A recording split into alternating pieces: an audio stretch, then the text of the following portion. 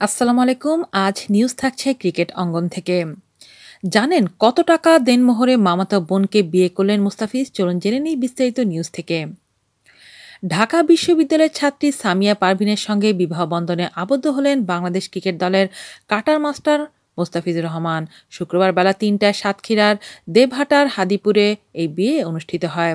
দেবহাটার হাদিপুর গ্রামের মেজমামার সাবেক ইউপি সদস্য রনাকুল ইসলাম বাবুর এক ছেলে ও ৪ মেয়ের মধ্যে সামিয়া তৃতীয়।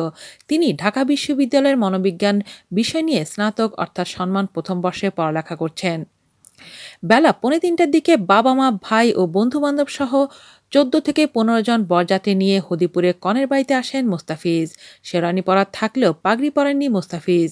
সাতক্ষীরা অঞ্চলের বিয়ের রীতি অনুযায়ী তাকে কোলে করে বিয়ের আসনে নিয়ে যেতে চাইলে তিনি কোলে উঠতে অস্বীকৃতি জানান। পায়ে হেঁটেই বিয়ের মঞ্চে বসেন তিনি।